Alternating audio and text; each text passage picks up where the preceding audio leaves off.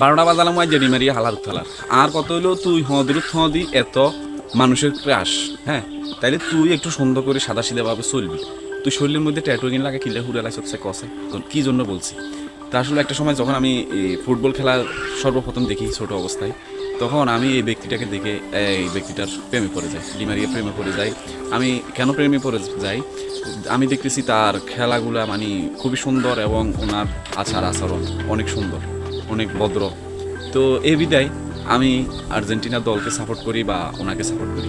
তো আসলে দেখা গেছে আপনার আমি মুসলিম হিসাবে আসলে কোনো বিধর্মী রাষ্ট্রকে বা কোনো বিধর্মী ব্যক্তিকে সাপোর্ট করা বা ভালোবাসা আমার পক্ষে কিন্তু কাম্য নয়।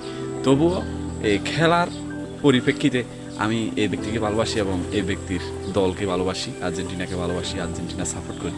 তো আসলে তার এই জিনিসগুলো ভালো লাগে না যে ট্যাটু লাগালাইছি, মানে আমি জীবনে সর্বপ্রথম একটা মানুষকে ভালোবাসলাম তার গায়ে ট্যাটু এগুলা। সে বিধর্মীর হইতে পারে, কিন্তু বিধর্মীর হওয়ার পরও যদি ট্যাটু না লাগাইতো তাহলে কিন্তু কাঁদতে আরেকটু ভালো লাগতো। এখন যখন শুনছি হে 2026 সালের বিশ্বকাপ খেলতো না, তখন এক পর্যায়ে আমি সিদ্ধান্ত নিয়েছিলাম যে যাক আমি আর খেলা দেখতাম না। ডিমারিয়া যেহেতু আপনার 2026 সালের বিশ্বকাপ খেলতো না, তাইলে আমি আর খেলা দেখতাম না। ওমা গঞ্জম শুনতেছি ডিমারিয়া নাকি খেলবি। তো ডিমারিয়া যদি খেলে তাইলে অবশ্যই আমি খেলা চাবো। তো আপনারা কারা কারা খেলা দেখবেন, হ্যাঁ, কমেন্ট বক্সে আপনাদেরকে দেখতে চাই। ডিমারিয়ার ভক্ত এবং আর্জেন্টিনার ভক্ত কারা কারা আছেন সবাইকে আমি কমেন্ট বক্সে দেখতে চাই। ধন্যবাদ, আসসালামু আলাইকুম।